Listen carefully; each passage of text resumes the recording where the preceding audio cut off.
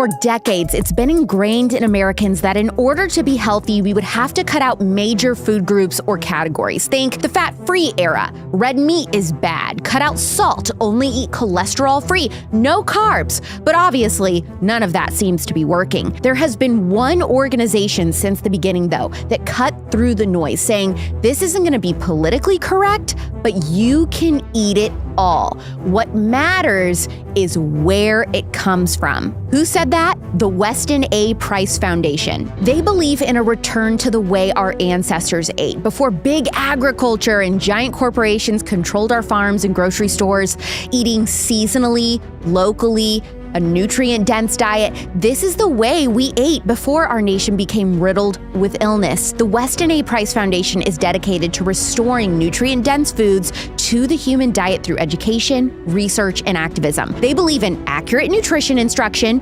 organic and biodynamic farming, pasture feeding of livestock, community-supported farms, honest and informative labeling on our food products, prepared parenting and nurturing therapies, and specific goals include establishment of universal access to clean, certified raw milk, let's go baby, across the country. And they want an all-out ban on the use of soy formula for infants. Now, not today, but hopefully this season, I will dedicate an entire episode to the subject of baby formula alone.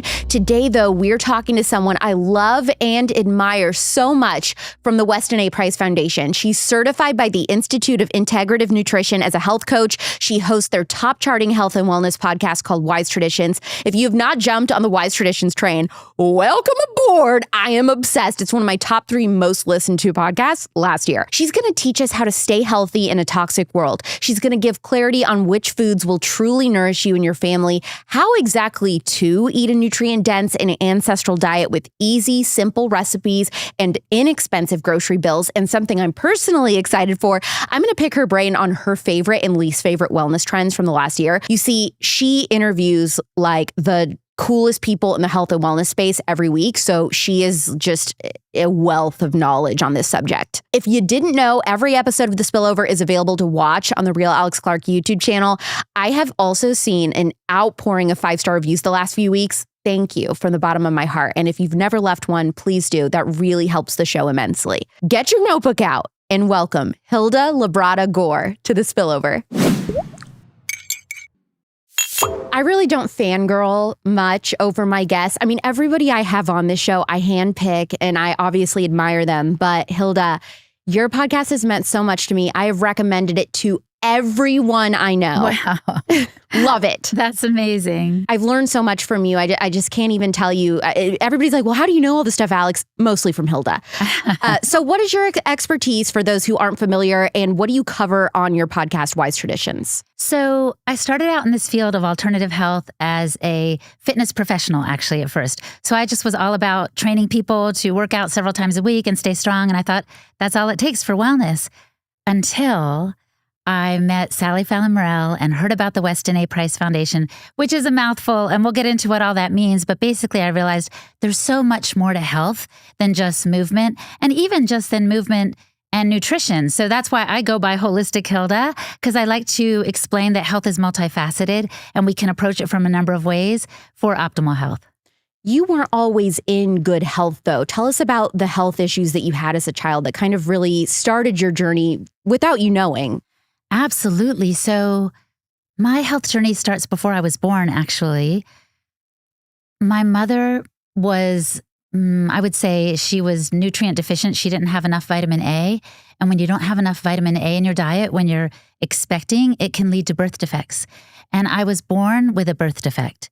And actually, the doctors suspected that I would be before I was born, and they told her, you should just not have this baby. And my mom was like, no, I'm going to have this baby. And I'm so grateful, needless to say, that she did.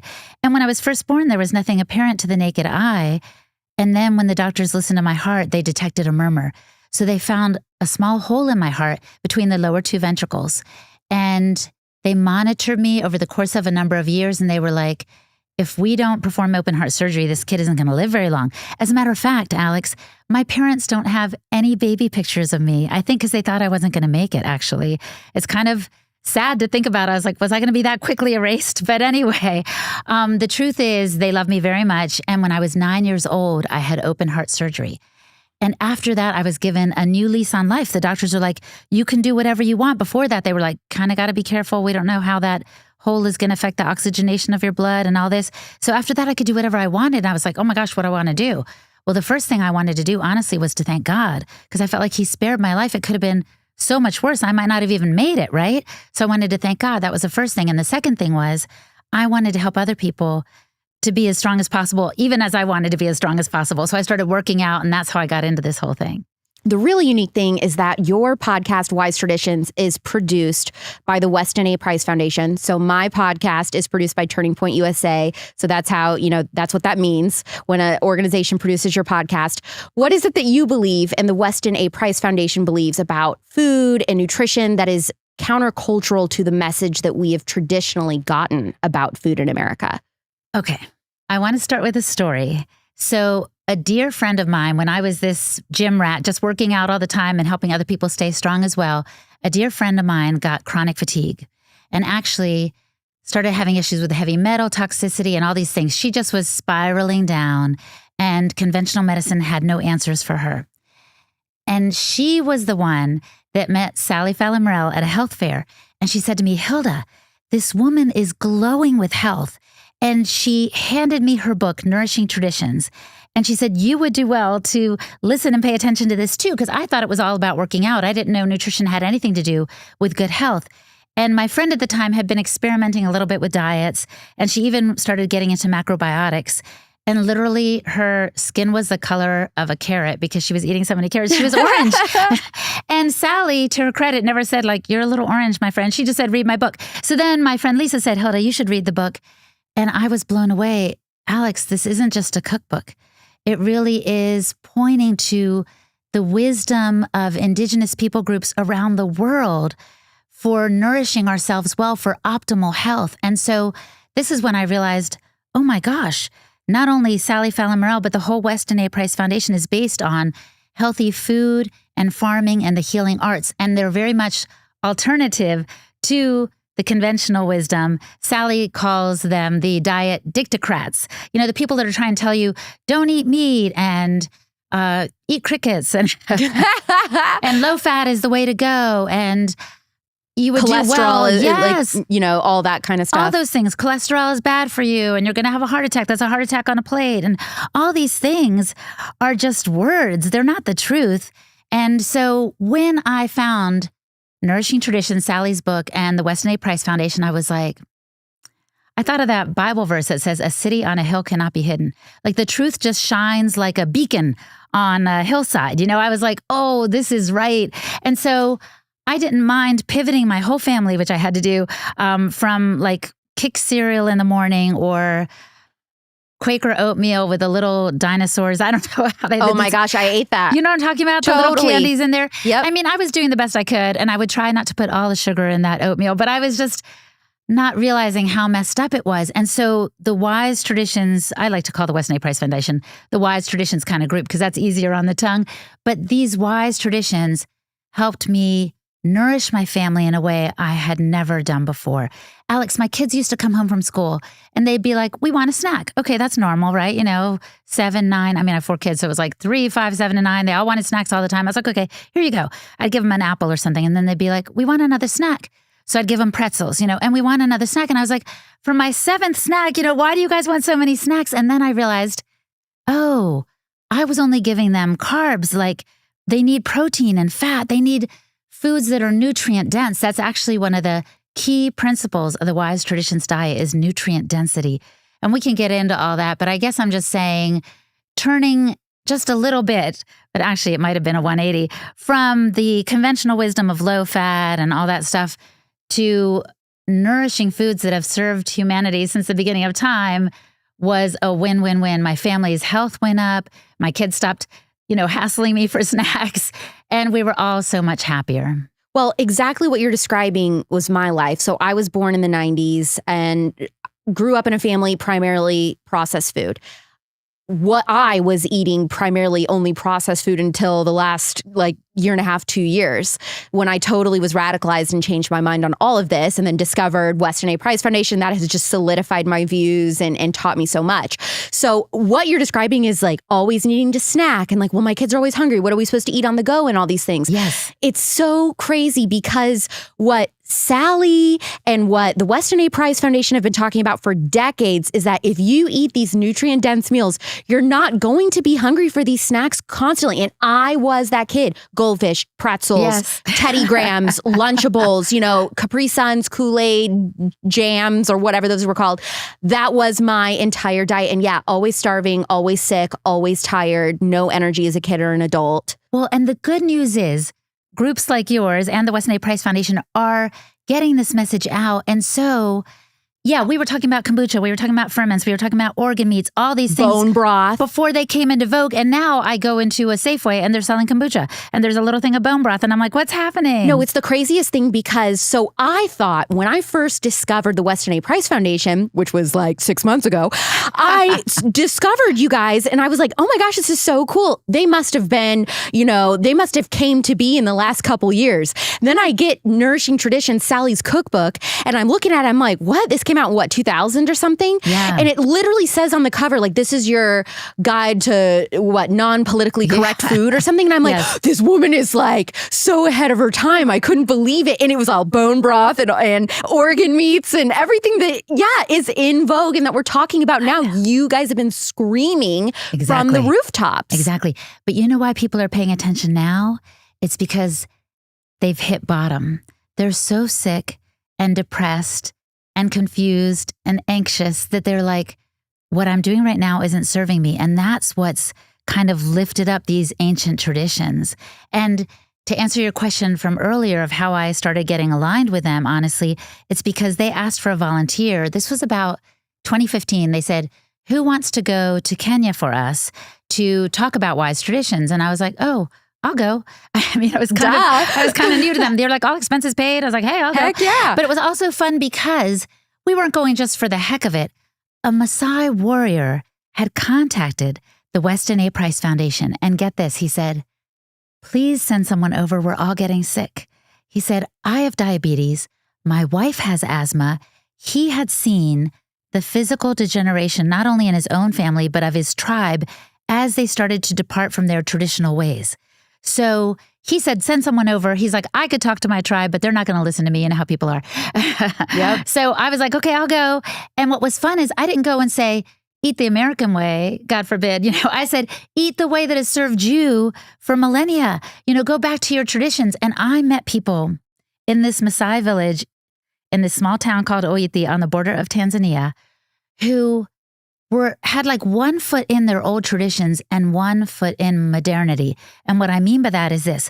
I was sitting in a warrior's home. Dixon is his name. He invited us there. I was sitting in Dixon's home and all the women of the village had come to hear what I was going to say through a translator. They're wearing their traditional clothing, Alex, all the beaded earrings and necklaces and their colorful garb. And one of the women I was talking to literally had a chai tea in one hand and a little cup. And in the other, she had a white bread jelly sandwich. And I was like, gosh. oh no, you're wearing your traditional clothing, but you're leaving your traditional foods. And so I had slides and through a translator, I said, go back to what has served you well, which for them was meat and milk and blood. And I wasn't even guessing on that. I got to talk to a tribal elder when I was there. And this is what gave me the idea of the podcast, by the way. I met Dixon's, elder in his tribe who came to his hut or home.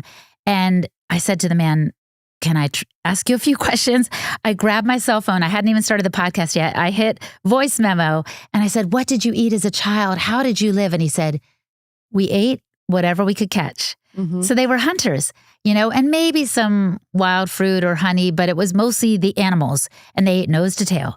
And then I said, well, what did you do when you get sick? He said, we didn't get sick. He said, now they tell me, oh, it's getting cold and you have to wear a jacket. He said, we didn't wear jackets. And if we felt like a shiver coming on, we would just drink milk from the cow. And he demonstrated drinking straight from the udder. So he knew the wise traditions of his people. And honestly, when I left their town in 2015, they had a small church there, and the pastor got up in front of the whole congregation. He said, starting today, the women will cook our traditional foods. And I was like, oh, they're going to be mad at me. I was like, oh, no. But then I found out they make their decisions by consensus. And some of the village elders had gotten together and said, we need to go back. And then I returned a year later with my husband and found that they had made some changes. They used to drink, or they had started drinking sodas and including the white bread, and they were moving back to the foods that serve their people well. So I love the whole wise traditions thing because they're calling us back to something before the 1950s. It's something that is based on isolated indigenous people groups and what has served them well all over the world since the dawn of time. Well, the 1950s is so problematic because that's when we started getting these like TV dinners and things. We started, all these convenience foods and stuff. And then it took off, obviously, whenever women entered the workforce and then they were working, they didn't have time to prepare meals for their families. So then that's how we got here with all of this. And I think it's interesting you talking about, I really feel like we've hit rock bottom finally. And that's why people are all of a sudden like, wait, tell me about raw milk and all this. Because you are so right. So I'm a millennial, and I just read an article recently that said we are the wellness generation because we grew up 80s, 90s, primarily processed food, and we are all getting sick, and we're all looking to fix it and get back to peak health. And so we're all trying to ditch that entire lifestyle, and we're looking more into health and wellness. And we also are at the age now where we're out of college, we have established careers, so we have money to spend on getting better and all of that kind of stuff. So I think millennials in particular are gravitating towards the types of things that you talk about on your podcast. Have you noticed recently that a lot of young people are all of a sudden like watching your stuff? Oh, 100%. 100%. Most of my followers are in exactly your demographic, and I'm so, so thankful. And I'm thinking, that curiosity that you said the millennials have for like, how can we get better, is exactly what drove Dr. Weston A. Price to begin his worldwide travels to discern what was going on even in his time. So the Weston A. Price Foundation, if I can give a little backstory, was based on the work of Dr. Weston Price, who in the 1930s traveled the world because he was a dentist and a researcher. He wrote many well-regarded medical papers and so forth. He was highly regarded, actually. And he noticed, though, in his clinic that the kids would come in and they would have a lot of cavities or crowded teeth or poor posture and poor vision and poor hearing. And he was like, what is happening? Because at the same time as he was treating these kids in the clinic, he got National Geographic magazine. And he would see these indigenous people with their good posture and their broad faces and smiles and their fertility and just their virility. And he's like, wow, I've got to find out if these people really exist around the world. And if they do, what are they eating? What are they doing that's promoting this healthy, optimal health kind of that I can see through the magazine images? So he and his wife Florence went all over the world. In 10 years, they went to Alaska and the South Sea Pacific Islands and Kenya and Switzerland and the Outer Hebrides. Anyway, they went all over the place. And he carefully documented what he saw in his book, Nutrition and Physical Degeneration. And if you get that book and literally just look at the pictures, it's enough, because you will see the pictures of the kind of optimal health that Dr. Price saw in the National Geographic magazine, the people with the broad faces and the good posture and room for all their teeth and their jaws. And then you will see the people who are the next generation who have departed from their traditional food ways. Their faces naturally got more narrow, and they started to have more incidences of cavities and more health problems. So what I'm getting at is that's why Dixon called us to come over to Kenya, but also this was the inspiration for Sally to start the Weston A. Price Foundation, because she thought, we've got to lift up what Dr. Price found so that people can return to that good health that is our birthright. What a cool person to just have as a friend and mentor in Sally. Like, I bet you have amazing stories. How would you rate the dietary guidelines that we have gotten historically from the USDA? Oh, no. I mean, on a grading scale, A to F. Oh, it's just total F. It's a total F. The bottom of the pyramid, I know now they have the My Plate thing, but for years it was this pyramid. It was all grains at the bottom. Why? That was to serve the big ag. It wasn't to serve the people. They weren't thinking about our health in mind. And then the oils they were promoting were vegetable oils. Do you know those things are rancid? Like, those aren't health promoting at all. And that's seed oils. Yes. Traditional peoples used lard and tallow and palm oil and coconut oil, the saturated fats. And somehow Well, I know how it happened, but it's a long story. But somehow we were told to eat these other oils, which are looking all pretty on the supermarket shelves, all yellow. I used to go down the supermarket aisles, Alex, and I'd be like, gosh, which one should I get? I didn't know. Corn, canola, soy. Like I was like, which one should I get? I'll just get the one that's on sale. I had no idea. And now I know that they deodorize, they colorize, they make those oils more palatable and better in appearance simply to appeal to you. Their bottom line is making money. But those are often like petroleum byproducts. They're not really foods that were meant to be ingested. They're full of toxins. So I'm so grateful to have met Sally and to see with my own two eyes how healthy she is, because she is living according to the wise traditions, following these like 11 principles that Dr. Price and the foundation put together as guidelines for our eating. And I mean, that gets an A+++++. And the food pyramid in my plate gets an F. I'm sorry. You also brought up how you kind of fell into that trap of, if I just exercise enough, I will be healthy. But the thing is that this is how Big Food covers up their entire scandal, is they tell you, oh, it's not the food. There's nothing wrong with processed food. It's you're just not moving enough. You're not exercising enough. And so these people will be morbidly obese and they're exercising and they don't understand, why can't I lose the weight? Why can't I lose the weight? But they are only eating poison. And I don't blame the people at all, because sometimes they think, oh, I've got no willpower. That's why I'm so heavy. If only I got to the gym more. It's not their fault. It's more addictive than cocaine, processed food. Yes, there's a book called The Dorito Effect, where they revealed that chemists are in the lab trying to make these hyper-palatable foods on purpose. So when you can't just eat one, it's not because you have poor willpower. It's because they made them. They designed them that way to get you addicted. And some of them, I think like the Takis or whatever that have a cheese flavor, confuse your body. So you take a bite and you think, this tastes like cheese. So your body's thinking and getting signals like, okay, cheese, something that has vitamins A, D, E, and K in it, and something that's going to really nourish me is good and it's coming, so keep it coming. So you're getting signals to keep eating because your body's confused about what it tastes and the difference between that and what it's really going to get. So the nutrient density never follows that the word in Spanish is engaño. Sorry, I'm just thinking in Spanish for a second. But it's like your palate is deceiving. It's being deceived, and then the body is not getting what it needs.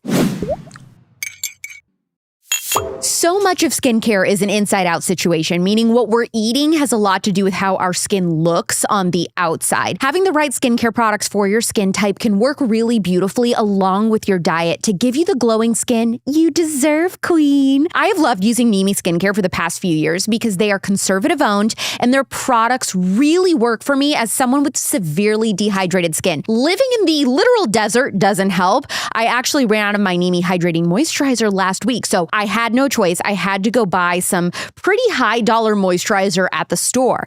Well, my skin has been dying without Nimi. It's not even close to the same, and I spent so much more on this stupid jar that doesn't even work. My skin just drinks it right up. Whether you have oily, aging, or dry skin, Nimi Skincare has your back. Or should I say, your face. Dad joke. My top recommendations for dry skin are their hydrating cleanser, hydrating toner. I like the hyaluronic acid serum. I like the vitamin C serum, especially used together. The hydrating retinol moisturizer is my creme de la creme #1 top product. Also, always good to just tack a little sunscreen on top of that. Go to NimiSkincare.com, use code AlexClark for 10% off. That's NimiSkincare.com with code AlexClark for 10% off, or find everything in the show notes. Why is eating real food, not cutting out major food groups, and not eating primarily processed food the most unpolitically correct thing you could do? What does that have to do with politics? The Weston A. Price Foundation, its mission is to empower people to have better health and food freedom so that they can live their best lives. And so freedom is always scary to those in power and the status quo. So if you can't control me because I'm growing my own food, I've got my own chickens, so I've got eggs galore and meat and bone broth and everything that I need right at my fingertips, that makes me a threat to you, right? So I think that's why it's somewhat political. There are industries that want you dependent on them because they want your money, basically. They don't care about your health. So they're like, keep it coming, keep buying the stuff that we're selling you, and we'll make it better, and we'll put all the right things on the labels. The first wise traditions principle is to not eat refined and denatured foods. In other words, if it comes in a package or a can, it's likely already lost some of its nutrient value. So the fresher the food, the better. Know your farmer, go to the farmer's market. There's a website called farmmatch.com that I use to find the farms around me that deliver right where I am.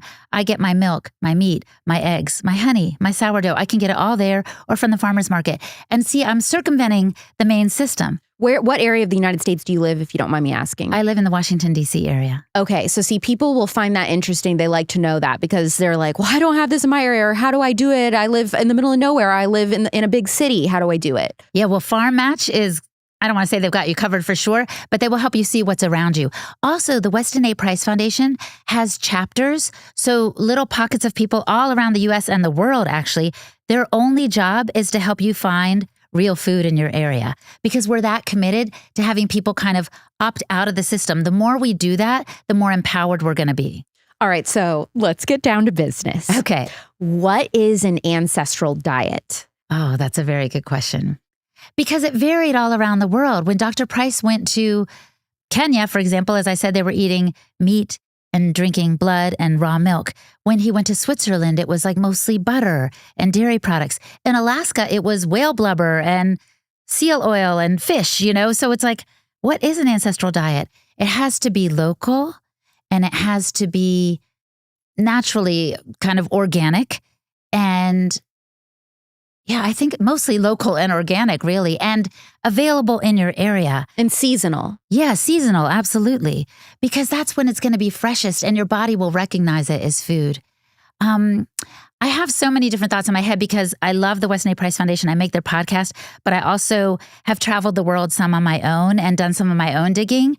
And I've done some of my own interviews also on my YouTube channel. And what I've learned is there can be like tell me if this is too deep, actually. You could tell me if this is too deep. I'm into it. Okay. There can be kind of a biological mismatch if you eat food that's not from your region. I love this. You do? Yes. Okay. So let me explain. So when Dr. Price traveled the world in the 1930s, he kind of didn't see what was right in front of his face in this one regard.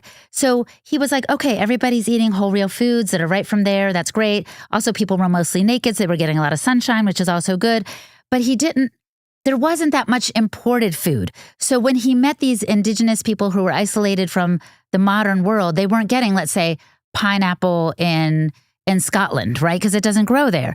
So he couldn't see what would happen if people had this biological mismatch. If I get food from a part of the world, longitude and latitude where I don't live, it will be deleterious to me because it's not the same light information. So not to get too much into the weeds, but let me just say, so the sun feeds us too. It's like a big multivitamin in the sky. So we get nourishment from the sun in ways that are hard for us to understand because I just don't think we experience it. So I think we need to get out more to experience and understand that the full spectrum of light is really beneficial for our hormonal function, for our metabolism, for all these things. And I think one reason, honestly, Alex, people are so depressed and anxious is because they're not outside enough. Our ancestors spent 3/4 of their day outside, and we do the opposite. We spend 3/4 of our day, if not 7/8, inside, under artificial lightings and stuff. Under artificial lighting. So, and you think some of that sunlight kind of goes into that regional food or yes. How does that tie into the eating seasonally? So the light goes into the plants and the produce that grows right where you live, let's say, and maybe even the grass, right? It does go into the grass. And then a cow comes along and it eats the grass. And then we eat the cow or we eat the produce. And so that's all the right light information from those things that we ate. Some people say we're light eaters. So if that makes sense. But if I live in DC, which I do, and I get a pineapple, and don't get me wrong, I like pineapple and banana. So that's what people are going to think, like, well, why would it be bad to eat these things if they're not from my region because they're still healthy foods? Well, yes and no. So it is a whole real food. It's better than pineapple chips, let's say, right? Or chips in a bag with who knows what preservatives in them, So it is better in that sense, but it's healthier for you to eat what grows right where you are. That's basically it. It has to do with quantum health. I've read this book called The Mitochondriac Manifesto, and they talk a lot about light and health. And they say that at a cellular level, the mitochondria get more energy 2/3 from the environment and only 1/3 from food.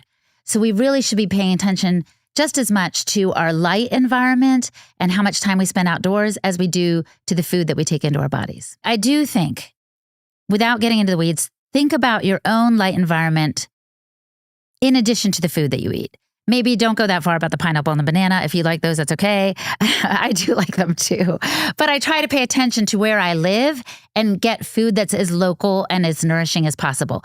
And like I said, the first principle of the Wise Traditions diet is no denatured or refined foods. So you're trying to avoid the packages and get single ingredient foods, more of those into your diet. And it's not hard and it's not expensive. I know some people say, oh my gosh, organic is budget busting, Yeah, here's the thing. Is it actually realistic for somebody to be able to eat this way on a budget? 100%. And this is what you have to think. It's an investment in your health. It's worth it. So drop the Hulu subscription, drop some things in favor of your health. It's worth it. Joel Salatin is one of my favorite farmers and a good friend of mine. He lives in Swope, Virginia, and he's got his polyface farm. And he always says, people will complain to me, I can't afford this food. He goes, but then they go and buy, let's say, 5 bags of potato chips. He goes, you could buy potatoes for cheaper than the bags of potato chips. Do you see what I'm saying?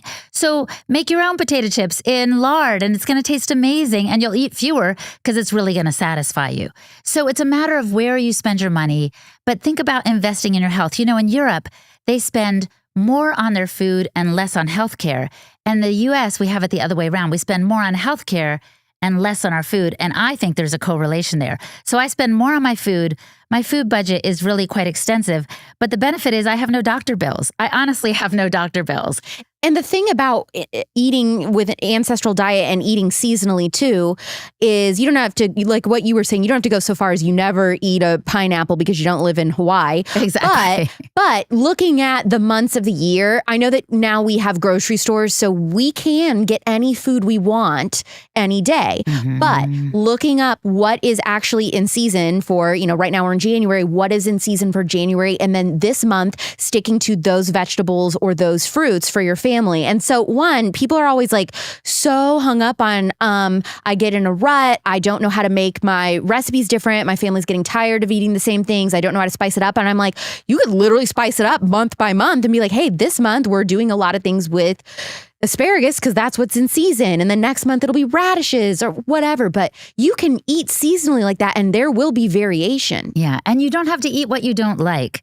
You can literally go to the farmer's market and pick up the things that are in season, and that's what you'll find there. Although even there you have to be on your toes. I don't know if you know, Alex, but sometimes people will bring, let's say, tomatoes from Costco and sell them as if they're from a farm. Yes, we just learned this with my AJ Richards episode last month. Blew my mind that there is a black market for vegetables. It's so crazy. It's so crazy. So that's why AJ is completely right when he says, know your farmer, shake the hand that feeds you. So I do try to get my food, like I said, from these local farms that I know and trust and that I've been to.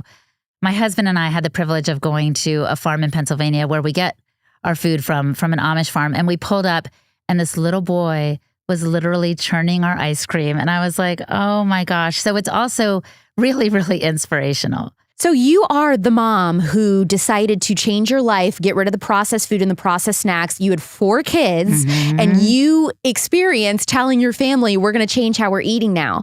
So for my audience, how do you take a family, kids who are used to that diet full of artificial sugar and corn syrup and everything and say, oh, now we're not going to eat this anymore because, I imagine that's going to cause a lot of fights. Well, I don't remember making a big announcement. So that's the key, is that you sneak it in. Well, and honestly, I was not the best cook. I joke around that I gave my kids the stick diet. It was like carrot sticks, fish sticks, pretzel sticks. Like it was all sticks. I was like, here, just whatever. I thought it didn't matter, But when I realized it did, they were happy because I was suddenly giving them food that really satisfied, And then I guess the other thing is we did small, or as my friend Corey Dunn says, simple swaps. So instead of, let's say, I don't even know, using like Oscar Mayer bacon at the table, we would get bacon from the farmer and we'd have BLTs for dinner. What could be simpler? We get sourdough bread, bacon. Everybody loves this, right? Tomatoes from the farm or whatever. And then we would do raw milk, like vanilla smoothies. And it was so amazingly delicious with some honey in it and maybe a little vanilla extract. And my kids loved it. See, I always try to say this because when I talk about eating healthier, I don't know why, but I think everybody thinks that means it's going to be harder. No. Harder as in more complicated. Maybe it's not as convenient as putting a Pop-Tart in a toaster because you do need to make bacon and eggs.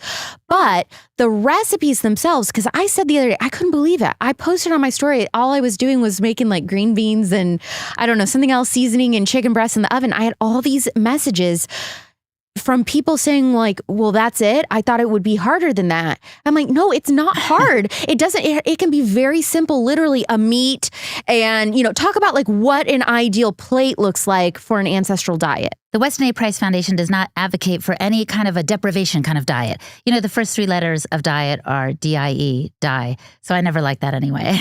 So everything's on the table. I used to think they were high protein, but they actually recommend a good amount of fat. That's one of the dietary principles, more fat.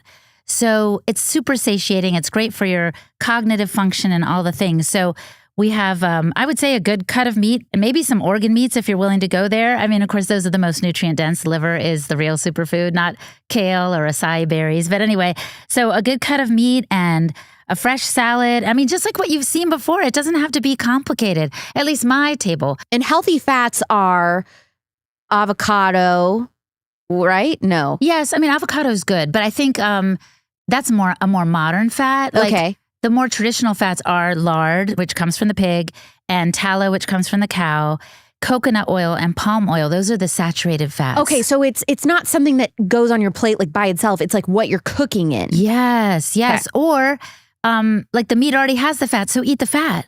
In the Bible, like they're like, happy is the home. This is a misquote totally from Proverbs, but with fat on the table, like you want fat, right? But we were told the opposite. It's so crazy. And I do think in part, the reason there is an anti-meat agenda is because the less meat we eat, the less leadership qualities and critical thinking we will exhibit. There have been studies that point to that. So we really need to I would up meat consumption. I wouldn't lower it. That's also better for your muscles. The more protein, the stronger you will be. Especially as I've gotten older too, I'm just like kind of bring on the meat and forget the other stuff. It's kind of just a little extra on the side. That's not the nutrient dense bit you're going to get. What Dr. Price noted, and the third principle of the Wise Traditions diet is nutrient density. He literally got samples, Alex, from all the different places he went, and he sent them back to his lab, samples of the food of the people in these indigenous cultures.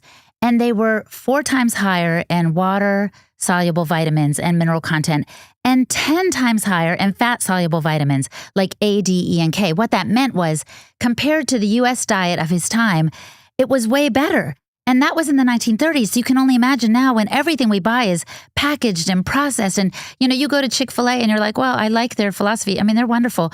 But their chicken has like 16 ingredients in it. It's not just chicken with a little bread coating. And I don't know what oils they're using there either. So I think it's soybean. Yeah, it's unfortunate. So what we need to do is take our health back. I used to buy a rotisserie chicken from Whole Foods because I was like, I don't know how to do this. And then I realized, you buy the chicken, you put it in the oven with some butter and spices, and it comes out just as good. So this is how you can do it on a budget, is kind of roll up your sleeves a little bit, learn from, Sally Fallon Morell's cookbook, or my friend Hillary Boynton has one. I think it's called the Heal Your Gut Cookbook. And just kind of roll up your sleeves and just try like a recipe a week or something. It also takes less time than calling DoorDash and waiting for the food to come. You can whip up a quick, egg frittata with some potatoes, or we often do meat and a little side salad for dinner. And it's like, it doesn't take that much time to cook up a pork chop. And it's delicious, especially when you get it from a farmer that is doing it right. That means that the animals aren't getting all injected up and the animals aren't eating a diet of corn and soy, but they're rotationally grazing. And this might seem like a super high calling, but I will tell you this.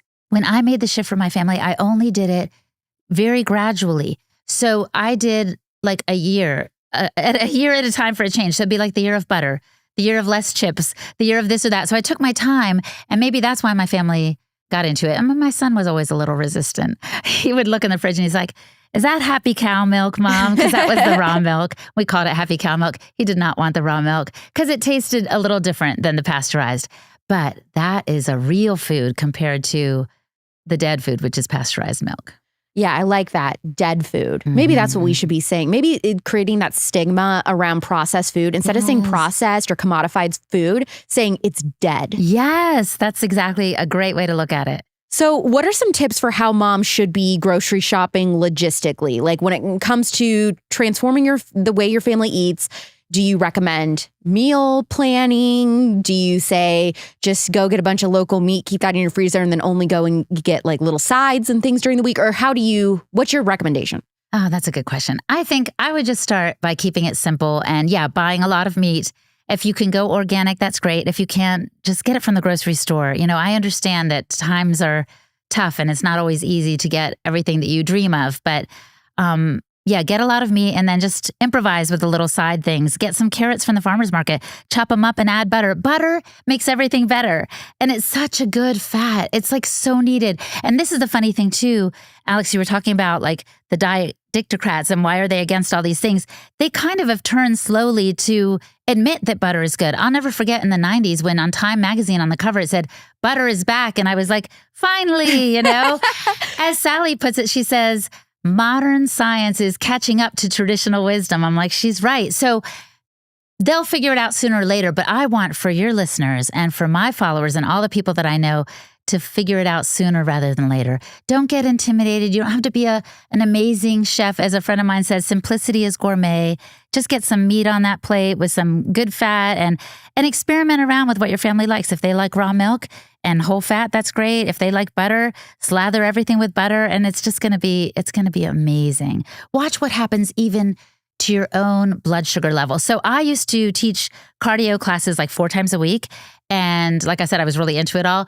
And in the middle of teaching a class, I would feel my blood sugar dip. And I would be like, oh my gosh, I need a power bar. Like I just need something to lift it back up again. And I thought, I guess I'm just one of those people. I need to graze until I started eating more the wise traditions way, meaning I didn't have cereal for breakfast. Instead, I had like eggs and bacon or yogurt or oatmeal. And then I could sail through my classes. It made a huge, huge difference. So I always say, don't take my word for it.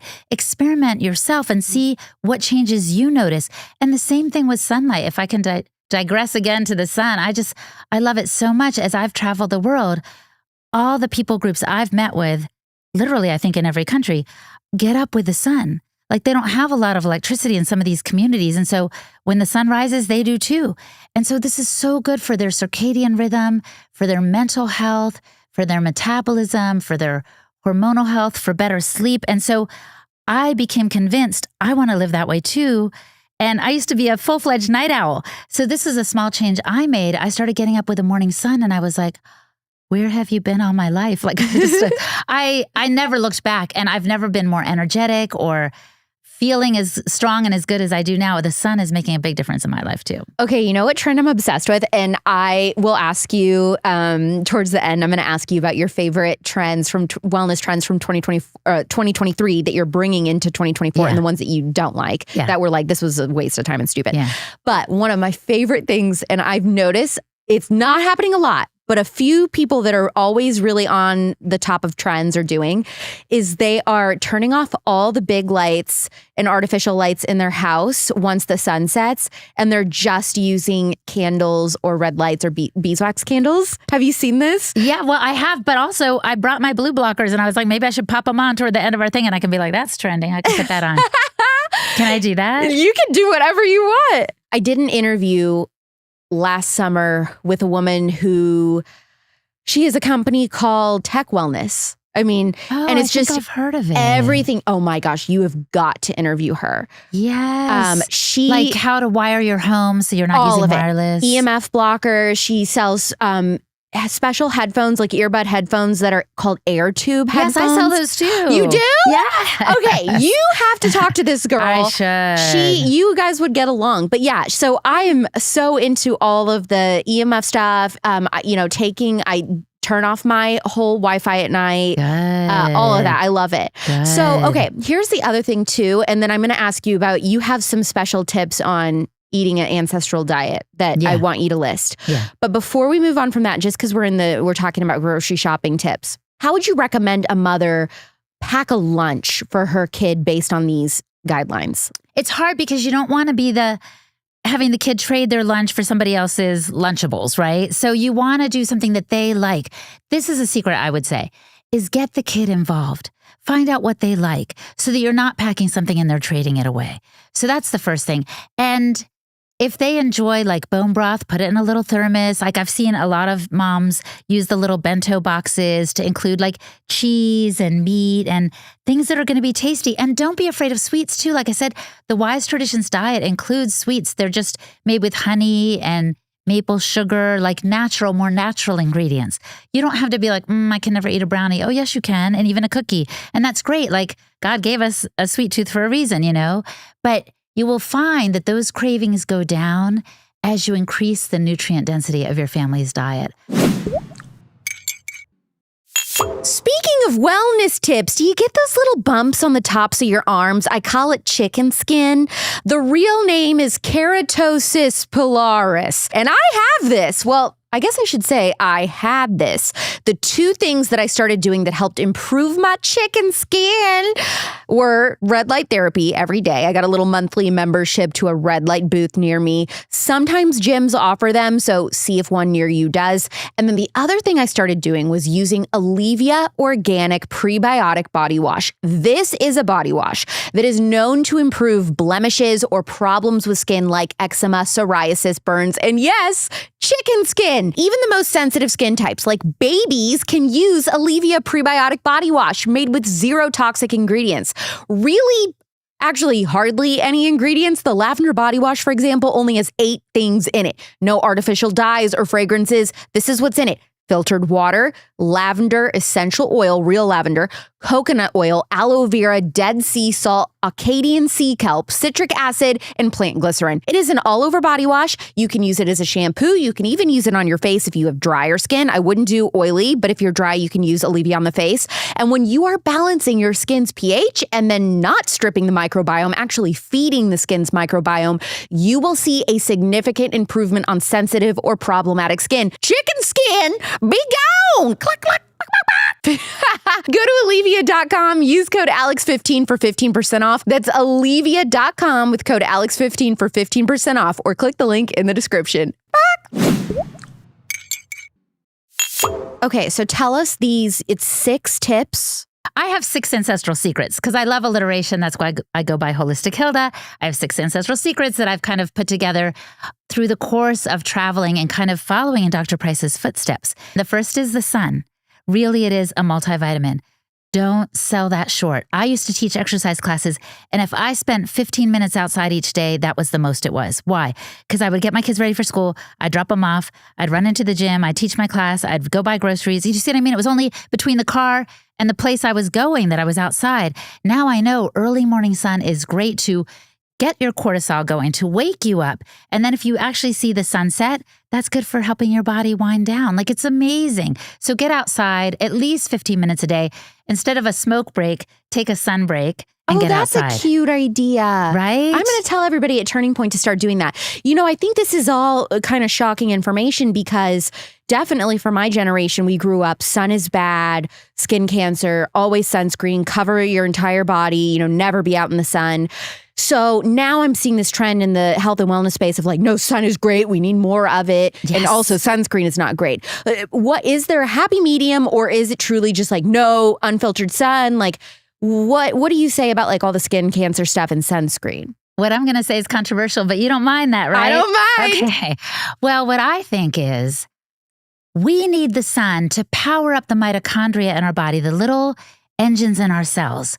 So we need it so desperately. We should put nothing between us and the sun if we can help it. So the less clothes you wear in the sun, the better. If you can even, it depends on how much privacy you have. But you know what I mean? Like go around like a little. If you've got a private yard, sunbathe nude. Exactly. Get in your garden and have some fun. Think about Adam and Eve, But the other thing is, I would rather be the engine and the body that's running strong as I get older, as opposed to looking good. So I'm not saying it has to be a trade-off. I mean, I want to look as good as the next person. But I read in this book, The Mitochondriac Manifesto, that let's say you buy a car today and you put a little tarp over it and just leave it sitting in your driveway for 10 years. And then you take the tarp off of it. That car is going to look amazing. but it's not going to run well. Why? Because it wasn't out and about. So that's what we do. When we cover ourselves with sunscreen or avoid the sun, we're kind of limiting the energy that our mitochondria get. And you really want them to have all the energy they can. Like I said earlier, they get 2/3 of the energy from their environment and just 1/3 from the food that you eat. So you really, really, really need that sunshine.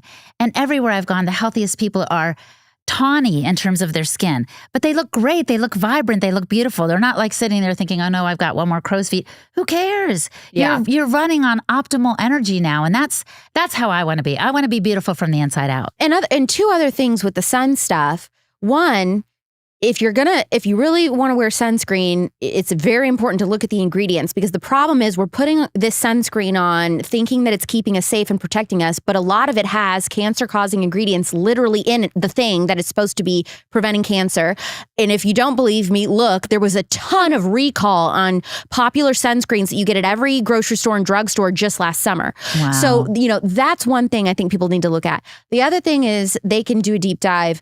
But, looking into when you start eliminating seed oils, people start noticing they burn less. Yes. And there's also certain types of clothing. If you are somebody that's prone to burn, one, I think you'll burn less if you start changing your diet in that way. But also wearing like white linen and things that's kind of like a stereotype of like yacht people. But, that's good clothing that still allows the sun to penetrate, but also protects you from if the sun rays are too strong or you're vacationing somewhere that you're not used to the sunlight there. I'm so used to Phoenix now. I have the most extreme sun all the time. I can lay out and not burn. But that's if you're never here and it's summer, you probably need to, slowly kind of acclimate. Yes, you can build up your solar callus, as they say. So don't go out tomorrow all naked for the whole day and then blame me for your troubles. But the other thing is, we actually did a Wise Traditions podcast with Elizabeth Plourde on this topic. And I think we called it, is it the sun to blame or is it the sunscreen? Because people are getting more and more skin cancer and they didn't used to get it as much as they are now. So actually it's correlated. The incidence of skin cancer with the rise of the use of sunscreen, it's the opposite of what you would expect.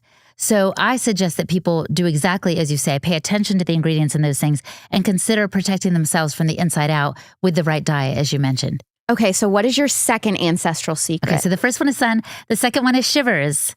Because we need to expose ourselves to the elements more. Now, this is controversial for me, Hilda, because I hate the is? cold. No, that's why I love living in Phoenix. Except this week that you're here. It is unseasonably cold. But normally, it's pool weather all year. Yeah, isn't that funny? But everywhere I go, including like Mongolia, I was there last fall, and the people, now they're not outside in a tank and shorts, but they're constantly facing the elements. And when you do that, Alex, your mitochondria have to work. So they're staying strong that way too. It's like you're exercising them, not just through getting the beneficial sun rays, as I mentioned before, but by forcing them to build your body heat and protect you. So I love it. And I'm a Latina. I shouldn't be in the cold either. But I started jumping in ice holes about 5 years ago because I interviewed this guy, Thaddeus Owen, and he's on the podcast that we called Biohacking Your Health, I think, or Biohacking Our Health. And he said, we're far too comfortable. He said, in the winter, we heat our homes to 70 degrees. In the summer, we cool them to 70 degrees. So we're always like this. And some people say this is one reason we're getting sick too, because our mitochondria have gotten lazy. So they need the cold too to kind of shock them into activity. But when you get cold, your body builds brown fat, which burns more body fat. You boost your metabolism. It improves your cognitive function. It's good for the circulatory system. I could go on and on and on about the cold, but it really is good for you.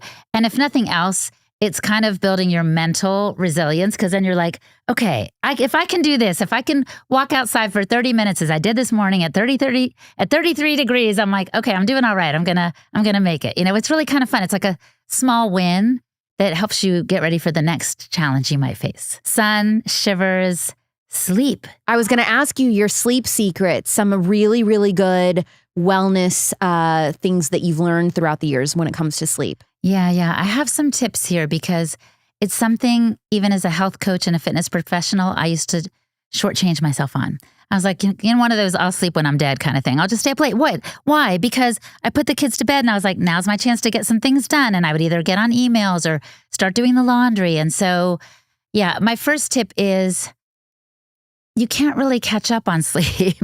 People think I'll catch up on the weekend. So don't shortchange yourself. If you start getting the morning sun, of course, you're going to get tired earlier. So it all fits together. So do what you can to wind down at night. I personally use blue blockers. I'll just pop them on now because why not? Because here we are in the studio and I'm sure the sun is already set. Oh, yeah. So what I'm doing is I'm blocking the blue light from hitting my pineal gland because when I get the blue light, my body thinks, oh, it's the middle of the day. And I'll get that boost of cortisol and I'll start, getting active again. People call it a second wind when they're on emails or whatever. They're like, oh, I guess I can stay up later. Or they're watching TV. Of course you can, because the artificial light is affecting your brain, and then that signals your body that it's a different time of day and it gets all confused. And then when you do get in bed, you can't always fall asleep right away because it's stimulating, right? So either wear blue blockers or change your incandescent bulbs at home to red.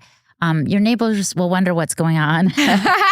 They will wonder what's going on, but it's okay, And so that will help you sleep. Some other people that I like in the health and wellness space, they've talked about how the lamps on their bedside tables, they switch those out to red light bulbs so that when all the big lights are off in their house, they just pop those on and then that helps you get sleepy and wind down. Yeah, it really does help. And I would say get off devices too a couple hours before bed. That might sound crazy. You might be like, all I want to do is watch my favorite show right now. But if you try it, you're going to get to bed sooner if you stop watching your shows, for example, and you're going to have more restorative sleep. Dr. Natasha Campbell McBride, who I've also had on the podcast, she's known well in the GAPS world. Have you heard of her? Mm-mm. Oh, I'll tell you more about her later. But anyway, she's amazing. And she actually says you should get to bed no later than 10 o'clock. I agree. Yeah. And you know what helped me realize that is this, I have the Oura Ring. Yes. Obsessed with this. I love it too. And this kind of, it tells you what your body's clock is and then what your ideal bedtime window is. And yeah, it's always right before 10. Pretty much around 10 is when I need to be going to bed. So sometimes you feel like a little granny. You're like, oh no, why am I going to bed so early? But it feels so good. And then you're more energetic and then you don't need coffee and you don't have that mid-afternoon slump in the middle of the day. It's just sleep is so, so, so important. And again, where I've traveled, I've seen the people go to bed again when the sun goes down. They're very much in tune with nature's rhythms and it's so fabulous for your health. Yeah, it's been fantastic. So we've got sun, shivers, sleep. Sustenance is the fourth one, which of course I base the way I feed my family, and I recommend everyone follow the Wise Traditions principles. And if you don't know where to start, just start with number 1, eating fewer packaged and denatured foods. And number 2 is eating nose to tail. If you're afraid of including animal products, get this. When Dr. Price traveled the world, he was hoping he would find plant-based cultures. He didn't find one. And he said it was his greatest disappointment. He really thought he would find people who didn't eat animal products, and they all did. That is so juicy. I know. I love that. I did not know that. Yep. He was surprised. He was surprised himself. But now in some places where, let's say, animal meat was hard to come by, they would improvise with insects and such. But on the whole, if people could get a hold of an animal, they would be eating it. As Paul Saladino, the carnivore MD, says, they're not celebrating that they harvested a carrot. They're celebrating when they got the kill. So what do you think about somebody like that? What do you think about the carnivore diet? Because that's so trendy. I mean, that would be against really the Weston A. Price method of eating everything, because they do say cut out certain food groups, basically, right? They do, but I don't feel oppositional with them at all. Okay. I love them. I feel they're on the right track. What they're doing, honestly, Alex, is a type of elimination diet. They're like, my gut can't handle grains. It can't handle, some of them say dairy or the oxalates in vegetables. Well, good for them. Then they found what works. And I'm not surprised that it's animal products. It's mostly meat and maybe eggs and butter or something. Do you think that most of the people in the United States that are gluten-free, they think they have a gluten problem? It's really just the glyphosate on our bread? Oh, yeah. Oh, yeah, absolutely. Yep. And one of the other principles of the Wise Traditions diet is to prepare seeds and grains properly, and nuts. Yeah, seeds, grains, nuts, and beans, to prepare them properly. And what that means is you do need to soak.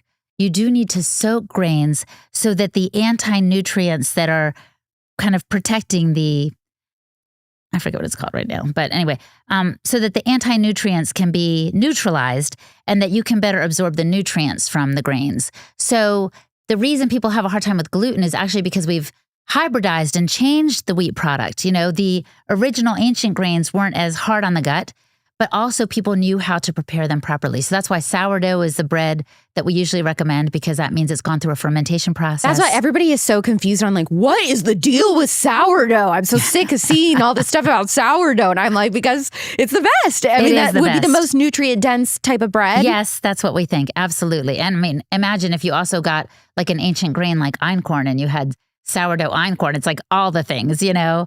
So, but you just do the best you can wherever you can. So we recommend sourdough. We recommend soaking beans. The reason people often have digestive discomfort when they have beans is because they haven't been properly prepared and soaked and overnight, which is what traditional people groups would do. So you don't like beans that come from the can? You would say buy the ones that are in the bag and then do the soaking? Mm-hmm. Or you can get them from a brand called Jovial, I think it is. Yes. Where they've already done the soaking for you.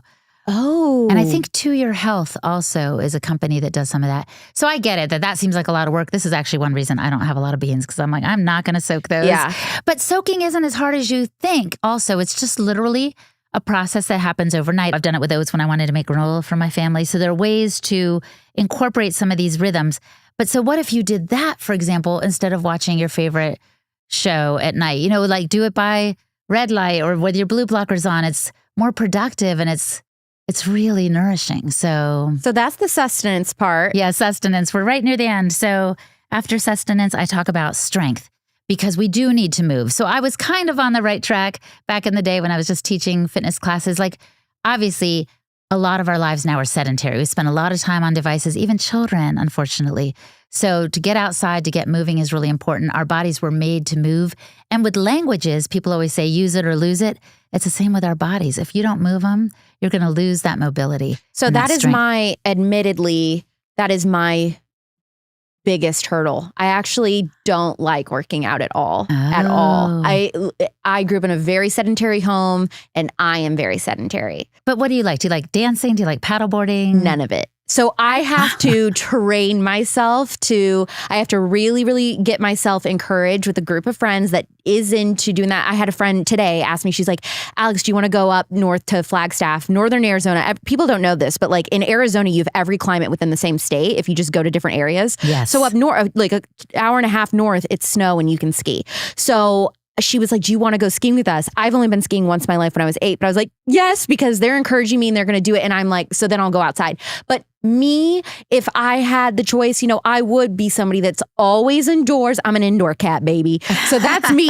So that's my challenge. You know, where some people are like, my challenge is giving up the processed food. I have a challenge too. It's not like it all comes easy to me. No. And so I have to be really aware of that and really push myself. Yeah, yeah. And I wonder if there's a way you can do it that will be joyful and not just like gritting your teeth and bearing it. I want to try Pilates. That's like something I've done Pure Barre before. I would say that's like, I can handle that. You know, I'm not a cardio person. I'm not going to be out there running, but so it's trying new different classes and things too, and seeing like, what do I enjoy the most, you know? Yeah, absolutely. One of my daughters recently signed up for a membership at a gym that's all boxing. And she's like, I'm just doing it, Mom, just for fun. I was like, that's awesome. So I think if you could find something that you love, that would be great. And maybe walking is enough too, Alex. You know, I think sometimes women think we have to be, you know, as buff as the latest, you know, bodybuilder guy that we follow on Instagram. It's like, no, we can just be strong and resilient, but we don't have to be like all cut like that. Well, it's also just biologically, I've learned this recently, that us trying to work out like men and get, you know, 6-pack abs and stuff also might be really, really hurting our health as women. That's right. So just the way that we work out should look totally different than a man. And, you know, I've seen a lot of people denounce HIIT workouts for women, and doing those slower, like rucking, walking, that kind of stuff is just more beneficial to how we are made. I love that. I'm exploring that very much also right now, because I feel like we have cycles as women. We're not little men. So our diet, our movement, all these things don't have to be identical to the man's. That's the other big, huge wellness trend is cycle syncing to your workouts. Yes. Interesting. So yeah, I guess I'm going to be trending in 2024 also. But so my last ancestral secret is actually spirit. And I saw this in Ecuador, especially, I think of it. I went down to be a part of the Inti Raymi festival, which if you like look on Wikipedia, it says it's like a sun worship festival. It wasn't a sun worship festival. It was almost like a thanksgiving of gratitude to God. Yes, for the sun, but for the earth and for the harvest. Like, it was amazing. And I saw these people like dancing around and stomping on the earth. And they said, this is our way of thanking the earth for giving us its harvest. It was so beautiful. But this is the story I want to tell you. So I was talking to the guide of mine and his wife, Christina, and they said, in 2020, a lot of us got COVID in this community. And I was like, what did you do? She said, we gathered up medicinal plants and herbs, and we took them to each household that was affected by COVID. And they said, no one was hospitalized and no one died. And I was like, can I see that list of herbs and plants? Because I was very curious. And then I never got it. But then I thought, you know what, that's okay. Because I realized those things were given in the spirit of community and in love. And so I just want to say to anyone who's listening right now, is like, oh my gosh, they're talking about the sun, they're talking about diet, they're talking about exercise. I'm not doing any of that stuff. Don't shit on yourself. Don't be like, I should be doing this, I should be doing that. Don't shit on yourself. Just give yourself grace, because the most important thing is love in the end, in my estimation, Alex. Of all the wisdom and the things, you need to do things in your life or look for things that lift your spirit. I start my day with prayer. I walk, I get the morning sun. I receive grace from God that I extend to others, because I think in the end, that's more important than the best, most nutrient-dense plate in a sad household, a depressed family. What you really want is to be in community and to have things in your life that lift up your spirit. A piece of advice that I heard recently that I really loved when it pertains to all of this was they said, if it's making you miserable, it's not wellness.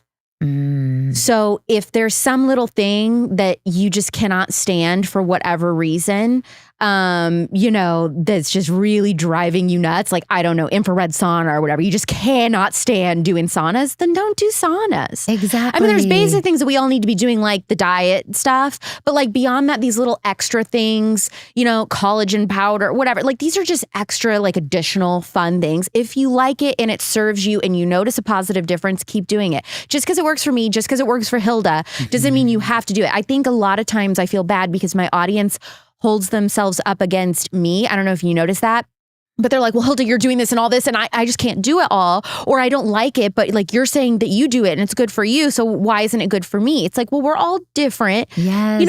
I love that so much. I feel like we're always looking at studies too and being like, well, that study pointed to that, and I should be eating this. And no. Like, experiment with yourself. Take maybe one thing. This is actually why at the end of my podcast, I always say, what's the one thing you can do to improve your health? Because I want people to walk away with just one thing that they could maybe apply to their life. And then little by little, with baby steps, incorporate more things that you find that are lifting your spirit and your body too. What are some of the examples of dishonesty that we see in food labeling? Oh my gosh. I did an interview with Paul Grieve, who's a farmer from California. And I think we called it something about like myth busting labels, because there'll be a label like on eggs that says cage free. And you're like, well, that sounds good. That just means that the chickens can roam around, but they might be in this huge hoop house in isolated conditions where they can't even get outside. And the reason I'm even thinking of this is because I'm staying at a hotel just now and the eggs were labeled cage free. And I looked at the yolk and I was like, that is the palest yolk I've ever seen. It just was not like what I get from my farmer. So I was like, okay, you just can't take the labels at face value. And they're all the things they say natural. They can call natural flavors things that they've concocted in a lab. There's so many ways that they can kind of hoodwink the public. I think we need to be really careful to get more single ingredient foods, as I said earlier, because when you're buying something in a package, even if it says natural, paleo, keto, organic, you just can't always trust what you see. Even industrial organic is different than organic at a local farm. What is that? I've never heard of that. Well, industrial organic means they're doing organic farming, but on a large scale, and it allows a certain number of pesticides and so forth. So like, I'm a girl that loves her berries, and I don't want to shout out or malign a particular berry company, but there's one that has berries like all over the world, pretty much, I think. And I'm like, how many berries and how many acres of berries do you all have? That's a monocrop situation. And nature loves diversity. And true regenerative agriculture has a diversity of crops and livestock so that it all works in a kind of symbiotic way to make the soil healthier, and so therefore the produce and the animals are healthier. Do you see what I mean? But if it's monocrop, it's like corn and soy, and even if it's all berries, chances are there's not a lot of diversity in the soil, and the berries are not as nutrient rich as those I might get if I go up to Vermont or Maine in August and go berry picking. I was going to ask you if you think it is really important being, eating meat that says grass-fed or eating things that say organic. I prefer organic, but I don't only eat organic, especially if I'm eating out and traveling.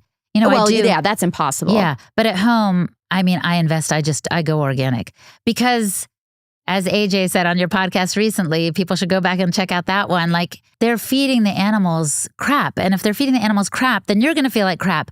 And it's not just even the food, Alex, it's energetically how they're treated. The animals are not living their best lives. It's really sad. I agree with vegetarians and vegans who are like, the animals should not be in concentrated animal feeding operations. 100% they shouldn't be. The little chickens are so nervous that they're plucking off their feathers. So you know what they do? They kind of like shave down their little beaks so they can't pluck off their feathers. That makes no sense. That's like tamping down a symptom on someone who's sick instead of getting to the root cause. So they shouldn't have the chickens all tight in quarters like that, where even the men have to come into the hoop houses with hazmat suits on because it's such poor living conditions. They can't breathe in there. The men who go to take care of them ostensibly. So it's a mess out there. And so I don't want to eat animals that have been in that situation because also the energy goes into their meat and then you're eating that. And I'm just like, no, thank you. Yeah. But when I'm on the road and when I'm traveling and someone offers me something, I take it with gratitude, trusting that it can still be used by my body in the right way. What are some myths and truths about cholesterol? Just like Sally says, that modern science is catching up to traditional wisdom, I think we're very confused about cholesterol, and scientists are kind of trying to parse out LDL versus HDL. And when it's too high, you have to go on statins. And I just think it's a racket. Cholesterol naturally goes up as you age. You need more cholesterol. So to take statins reverses the natural biology. What your body is doing, cholesterol is actually like a fireman at the fire. He's helping you. He's not hurting you. So when you say get back, you're getting all these side effects from the medicines. I don't think it's a good idea. I think cholesterol is fine, and I wouldn't worry about that number for the life of me. Now, keep in mind, I'm not a doctor, but I just believe that when you eat the most nourishing foods and when you live your best life and you're getting all these inputs that I've mentioned, these 6 ancestral secrets, or at least some of them, and you feel good, don't worry about the numbers.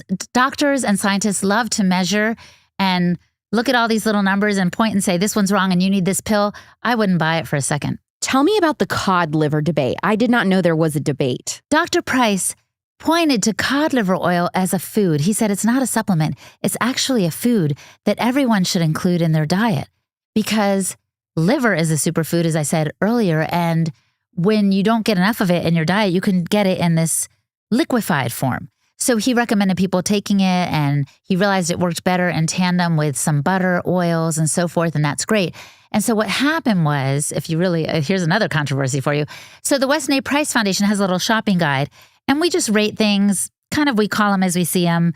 Like, I think it's like good, better, best in terms of things that we recommend. We don't put things that are worst on there. We don't say always avoid this food because we're not trying to point the finger. But so we mentioned that we thought green pasture cod liver oil was a good one. It's actually a fermented cod liver oil. And the guy who started it, I think Dave Wetzel, has gone to Scandinavia and seen that they ferment the cod livers, like these little livers from the fish, they ferment them, and then they would make the cod liver oil from that. So we thought, that's great. But some people tested it and they said, oh no, the vitamin A and D levels aren't as high as touted. And we think this isn't actually from cod, but from a different kind of fish. And personally, I'm like, okay, if you don't want to take that cod liver oil, don't. Like, I don't think it's a hill for the Weston A. Price Foundation to die on. Sally kind of wrote a letter of rebuttal. But personally, I think, again, there are many cod liver oil products out there. Take the one that you like. If you don't want to take green pasture, fine. But people got all up in arms and they were like, has Sally been lying to us all these years? I will tell you, I get together with her regularly. She is the picture of health.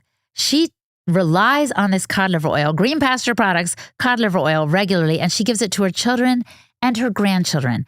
And I think that's saying something. So people can, make a big tempest in a tempest in a teapot, which is maybe perfect for the Spillover podcast. They can do that if they want to, but I don't think it's controversial at all. If you want to take it, do it. If you don't. And I do from time to time. I mix it up a little bit, but I do take it. All right, so I know this is going to be one of the most controversial things for my audience. Okay. How important is the cookware that we use? Oh, I think it's very important. I do too. It's really important. And people don't know we are sacrificing our health on the altar of convenience. This is why we're not doing well as a society, because we want the DoorDash. We want the, home delivery. We want the pizza in under 30 minutes or it's free. And that has been at the cost of our health. We don't realize it. So we thought, oh, I hate washing these pans. If only someone would come up with something.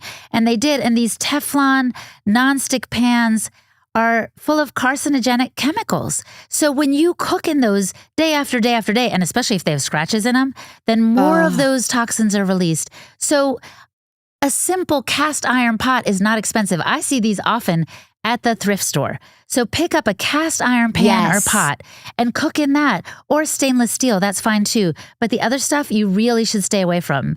That's not going to help your health. So there's a trend of non-toxic, non-stick cookware, and it's all colored and beautiful. I'm sure you know what I'm talking about. Do you trust that?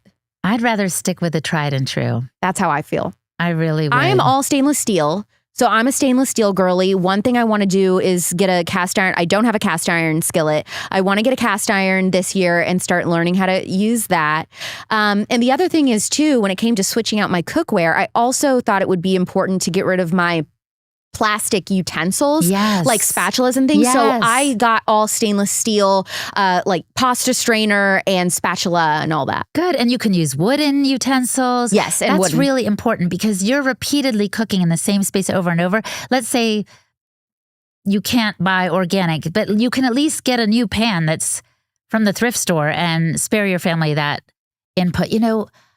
I used to think detoxing wasn't important. We haven't even touched on that. But I think now we are assailed from all sides with all kinds of toxins. You mentioned glyphosate. And then there are chemicals in our tap water. And in our food, there are pesticides and herbicides and all kinds of residues in the air that we breathe. So I'm really big on doing as much as I can to prevent these things from coming into my body in the first place. So I don't use sunscreens. I don't use plug-in fresheners in my home. I try to get the most organic or low-tox things possible so that I have less of a toxic load in my body and in my family's body. I get it. You may not live somewhere with a trusted farmer or rancher to get your meat. For people like you, I love Good Ranchers. Good Ranchers is an American and conservative-owned meat subscription company that works with small farmers and ranchers in Middle America to get you grass-fed and grain-finished meat that you can trust. Pasture-raised chicken, even wild-caught fish. I keep all my Good Ranchers meat in my freezer. I just take like half an hour to thaw it out when I get home from work every night. I throw some chicken breast, green beans, or potatoes in the oven for like 40 minutes, do a bunch of spices on there, and voila! Hardly any prep, nutritious meal. It doesn't have to be hard. It just has to be nutrient dense. Good Ranchers has a new year, new meat deal right now where if you subscribe to Good Ranchers in the month of January, you're going to get free chicken for a year. 2 extra pounds of pasture-raised pre-trimmed chicken in every box for an entire year. This is a $189 value free. Start the year with meat you can trust. Go to goodranchers.com with code Clark for $20 off your order plus free chicken for a year. That's goodranchers.com with code Clark for $20 off and free chicken for a year for a limited time. Find the link in the show notes if you forget. Good Ranchers, American meat delivered.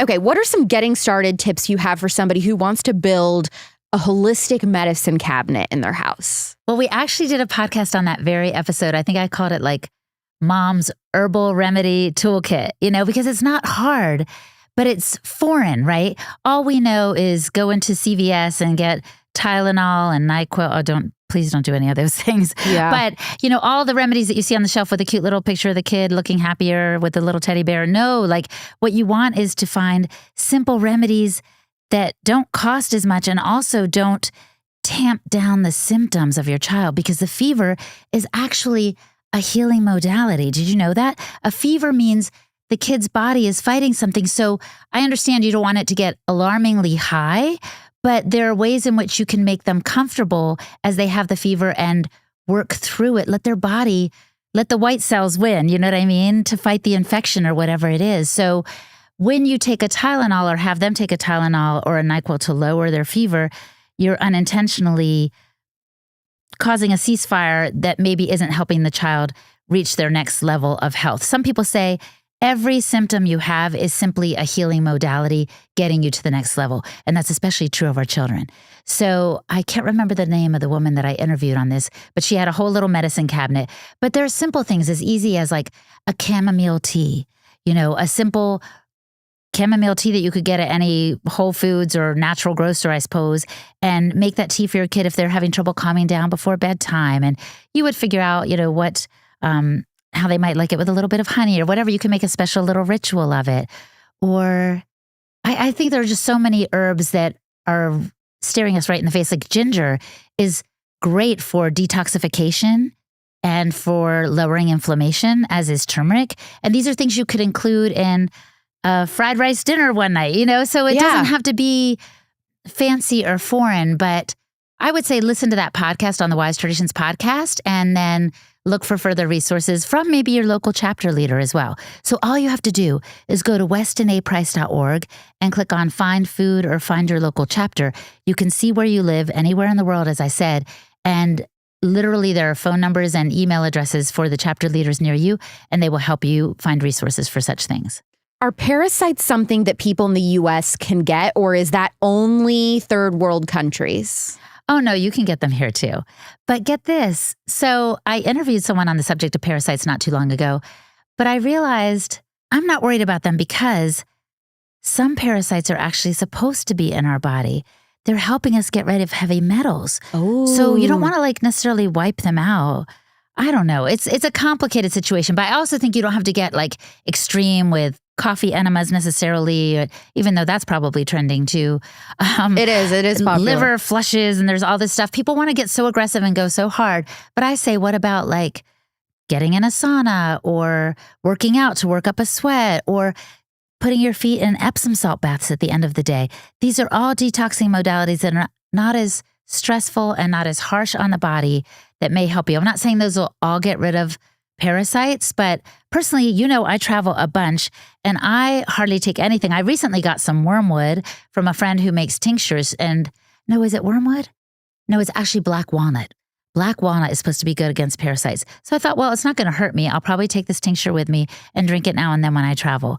But honestly, I think we're better off living in confidence in our body's ability to stay strong and be resilient and keep on building that up as opposed to living in fear of every toxin, pesticide, glyphosate, parasite.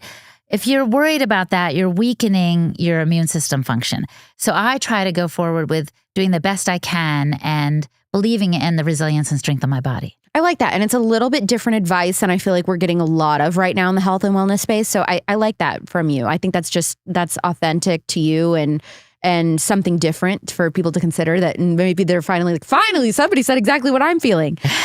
You talked about vitamin A and how that can be good with fertility and pregnancy. Could you talk about that? Where do we find vitamin A? It is one of the most important vitamins. Maybe that's why it's A.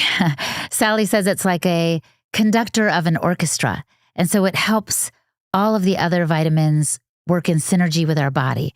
And I did a whole podcast on this with Pam Schoenfeld, vitamin A and fertility. But I would suggest that you can get it best from animal products. So eggs, meats, even fish, definitely organ meats like liver. Yeah, there's vitamin A in liver. This is why I called it a superfood. So it's simple. It's not complicated. But don't be looking to vegetables. Some people say, well, carrots have vitamin A. No, they have the precursor to vitamin A. Oh. And so unless your body is good at converting it, it won't do so. And not everybody's a good converter. So you really want vitamin A where it's found naturally in foods. And it's found in butter and cheese too. Okay, so you talked to some of the most cutting-edge experts in health and wellness, most respected names in health and wellness, just absolutely amazing guests every week. What were some of your favorite new trends that you tried last year that you were like, I'm bringing this into the new year with me, this worked for me, and I'm going to keep doing it? Oh my gosh, Alex, honestly, it's kind of a cumulative effect. I've been podcasting for 8 years, and little by little, I've been incorporating many of the things my guests have said. And my husband's finally like, are you ever going to stop? I'm like, no, no, I'm not, because why should I? I'm not saying I can do every single thing, but I learn so much and I incorporate so much. I would say recently, I don't really think in terms of trends, but or just tips. Maybe it is a trend. Grounding, literally putting your feet on the ground. Talk about this because I've briefly just mentioned it like in passing on different podcasts, but no one has explained what it is and why it's good. Okay, this is so good because I know we're wrapping up and I don't want anyone to have listened to this podcast and leave feeling kind of defeated, like it's just too much. I don't know where to start. Maybe you could just start by putting your feet on the ground. And don't our children do this naturally? They throw off their sandals. They don't want to wear their tennis shoes. They want to run around barefoot. When was the last time you, as an adult, were barefoot? Like, think about that. Ask yourself that question. And the thing is, this is what's going on. We've lost contact with the earth. And so we are gaining a positive charge in our bodies, which sounds good, but in this case, it's not, from all the non-native electromagnetic frequencies around us. So we've got our cell phones and then the cell towers. And I also want to clarify, this is scientific. This is not new age. At first, it sounds like some woo-woo weird thing, going barefoot and stuff. But what you're talking about is scientific, especially with all the other things going on around us with electronics. Absolutely, absolutely. So what happens is it's like your body is wearing an ever-increasing heavier backpack, loaded down and weighed down by all of the things that are surrounding us. And it's only getting more and more 5G, 6G, 7G. That's not a stuff of the future. Like that's happening now, right? So we're carrying this around and we have no place to offload it except for the earth. The earth has a naturally negative charge. And so when you touch it, even if you touch a tree, let's say you're like, okay, it's getting too cold right now. I don't want to put my bare feet on the ground. Touch a tree, lean against it. I do this in the morning when I walk in the park. And it gives you, the earth gives you its negative energy, its negative ions, and takes on your positive charge. So it's like they call her Mother Nature. Mother Nature is taking off that heavy backpack and replacing it with a load that you can carry. And that negative charge from the earth is also taking care of the free radicals, kind of the oxidative stress that your body has that's cancer causing. So literally with 15 minutes of putting your feet on the ground, there's this wonderful exchange. And it is scientifically based. I think Clint Ober did a documentary called Earthing. I think it was that simple. And he goes over the benefits of it. And people lose weight and people have less joint pain. And so it has been documented that the earth can do this for us. And it's right under our noses or our feet, and we forget to avail ourselves of it. So I, as an adult, make an effort to, if not put my feet exactly on the ground, I'll lean against trees in the park. I do what I can in the winter to continue to get that wonderful negative charge that leads to positive energy for my body. And that's just like, too, everybody's familiar with when you go to the beach, the negative ions from the ocean. I'm saying that right? Yes, and it's from the ground, too. And so people feel so good and they think it was just that vacation. No, it wasn't just a vacation. Not. It's a real thing, and that's why I'm saying it's not new age. This is real. And what I love that I learned, so one of my favorite wellness tips that I learned in the last year was that the beeswax candles that you light in your home, this is why I like turning off all the lights during nighttime, only lighting candles, making sure they're beeswax, because those emit the same negative ions as the ocean, I learned. Yes. So I thought that was a really cool tip, and it helps you relax, get sleepy. So see, it all is just so fun. Okay, so that's one of your favorite things. What's one of your least favorite trends, or just something that just didn't work for you? Have you ever done a hyperbaric oxygen chamber? Is that like the cryotherapy thing, like the cold? No, it's just like, I don't know, putting you at a different pressure level. Okay. So that your body has to, I hate just those made things. Up. Just I don't doesn't know, Michael do anything. Jackson did it back in the 70s or something. I don't know. I'm like, I hate it. It's like makes my ears pop. I'm like, why am I doing this? It doesn't make sense. That's one thing I don't like. And people do it all the time. I guess it's supposed to be, maybe it is like a cold therapy thing in the sense that it challenges your body and so that you can have better capability for oxygenating your blood or something. But it didn't work for you, No, which it is didn't fine. work for me. Okay. And the other thing I tried maybe once was methylene blue, which is something that people take to detox. But again, I'd rather go the simple way. Again, from all my travels, I'm just like, it doesn't need to be complicated. It doesn't need to be expensive. It can be accessible and free and easier. So let's not get all uptight about it. Let's look back to the past for good health today. That's how I see it. You talked about the Weston A. Price local chapters that are around the country that you can join and learn more about this and then find like-minded people that are into the same stuff, especially for those that are like, well, no one in my family, no one in my friend group is in on this. I feel so alone. Like that would be a really good way to meet people. And absolutely. And I don't think I said this, but it's free. So like you can become a member of the Weston A. Price Foundation if you really find benefit in their materials and stuff. You can join any local chapter for free. It's there for you. And sometimes the chapters don't just give you real food resources, but they have meetings and they'll have a farmer come in and talk about microgreens or what have you. And it's really fun. Or potlucks. And that's the best food you might have all month. So yeah, find your local chapter. Okay. And so the other thing that the Weston A. Price Foundation does, which I told you I'm dying to go, is you guys put on a big conference every year with tons of speakers and stuff. Oh, yeah. Talk a little bit about those, what time of the year those are and when to expect, a final city to be announced and date and line up and all that. Awesome. Yeah. So we have our Wise Traditions Conference, and even if you don't go in to hear a single speaker, just like you said, being around like-minded people is so beautiful and encouraging. And you'll meet everyone from an Amish farmer to a mom like you to a health and wellness expert, a chiropractor, who's right around the corner from you and you didn't even know it. Like, it's amazing. So we have these every fall. It's either October or November. And the foundation kind of takes turns in terms of where in the country they decide to have it. They've had it in California. They've had it in Texas. This last year was in Kansas City. I expect it will be in October of 2024. And the exact date and the location has not been announced yet. But I will be there, and I love meeting people. When do you normally announce that? Like, will it be over the summer or something? Oh, no, it'll be soon. It'll be in the next month or two. Oh, okay, great. So we can look forward to that. And then tell us a little bit about your podcast, when you release new episodes and some upcoming episodes you're excited about. Okay. So it's the Wise Traditions podcast. It comes out once a week. I'm proud to say I haven't missed a Monday in like 8 years. I know. That's a big deal in podcasting. It is. We've never pod faded. And it's been so much fun. And so we interview people from Bruce Lipton to Tommy John to Zach Bush. It's been amazing. Health and wellness experts. And then people just with their own stories. This mom I told you about with her natural remedy toolkit. And it's been phenomenal. A particular episode I'm excited about is an interview I conducted with Dr. Olivia Lessler recently, and she is like a psychoneuroimmunologist. So she's very much about, I guess, helping your body feel safe so that you can heal.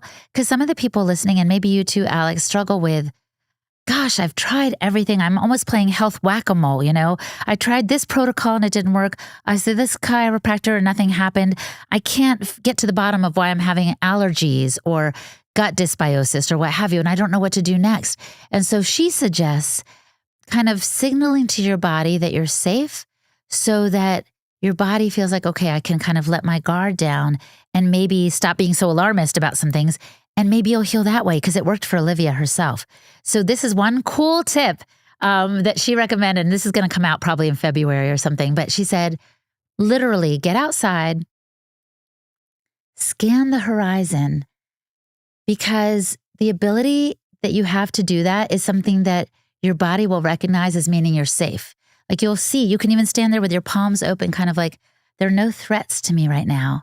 And she said it really kind of lowers your cortisol level and provides a signal to your body that you can heal now because there's nothing threatening you. And she offers a bunch of tips like that. I thought it was fascinating. I love that. I'm this week, actually tomorrow, I'm doing my first ever Dutch test, like hormone testing, blood panel, all that kind of stuff. I've never gotten my hormones tested. So I'm doing that, and then I'll do an episode at the towards the beginning of next month where I have a doctor go over all the results with me and talk about like hormone testing and all that. So that's something I'm looking forward to on this show. Neat. That's coming up. So Wise Traditions podcast, subscribe to that, and then tell us about your Instagram and where to find you. Yeah, so I'm Holistic Hilda on Instagram, and I love to do like little shorts and reels and kind of show even behind the scenes on the podcast things that I've learned from it. But then I also put out content on my YouTube channel because I love to add visual content. The Wise Traditions podcast is mostly audio. Sometimes we'll pop something up on the Weston A. Price Foundation's YouTube channel, but mostly it's audio. So I provide complimentary stuff on my YouTube channel, and I'm working on a course about my secrets and some other fun projects. So stay tuned. Course about secrets for health and wellness or podcasting? Yes. The 6 ancestral secrets that we talked about. Oh, awesome. Yes. Well, Hilda, you are it's seriously like bucket list for me to be able to interview you. Thank you so much. I know that this was a long episode, but it wasn't long enough. There's so much. So if you're I could just listen to her all day like me, and there's other things that you want to hear, I promise you she's done an episode on it. She was one of the only podcasts during the pandemic speaking out about the vaccines. It's phenomenal. So you will absolutely love it. Hilda, thank you for coming on The Spillover. Alex, it's been an absolute pleasure. I'm so happy every week whenever I hear Hilda's podcast, and it always starts with, "Hi, Hilda here." If you listen to Wise Traditions, then you know that's how she starts every episode. I actually had the most embarrassing, kind of embarrassing, maybe she thought it was endearing, but the way that I reached out to her to ask her to come on the show, I was like, so, blah, blah, blah. I love your show. Please come on mine. By the way, I really think that you should be a voiceover actor on children's cartoons. You have the most soothing, special voice. I love it so much. She was probably like, what a weirdo. Yes, I'll go on your show just so I can assess what kind of situation you got going on, because it's not normal. I'm just joking. Hilda is the sweetest ever. So thankful that she came on. You've got to check out Wise Traditions. Next week, speaking of, all the things that we have to change with our food and our diet and whatever, and how we've talked a lot about, trying to stay home with your kids the first 3 years. One thing that you guys have been begging me to do is interview somebody on how to afford to stay home and live off of one income. So this has been a huge thing. A lot of people think that it's absolutely not doable if you make under a certain amount of money. I have found a woman that I really, really like and respect and admire, and you will too. And her husband, I believe, makes either $50,000 a year or less, and she does not work. She has multiple children. She stays home to raise them, and she is coming on to talk all about how they do this logistically. What does their budget look like? The ins and outs. I'm asking her, how do your groceries cost? How do you pay bills? All these types of things. How did you decide to become a stay-at-home mom and live off one income? Were you always planning to do this? Did something happen that caused you to need to do this life change? So we're going to find out all of her tips and tricks. She's going to get real granular with it and tell us exactly how we can do this and make this change. If this is a season in your life and you love to ideally do this, but you just feel like it's not possible, she is here to tell you that it is. So that is next week on The Spillover. New episodes drop every single Thursday night, 9 p.m. Pacific or midnight Eastern, depending on whatever time zone you're in. Make sure that you leave your 5-star review, subscribe to Real Alex Clark on YouTube. I'm Alex Clark, and this is The Spillover. Love you, mean it. Bye.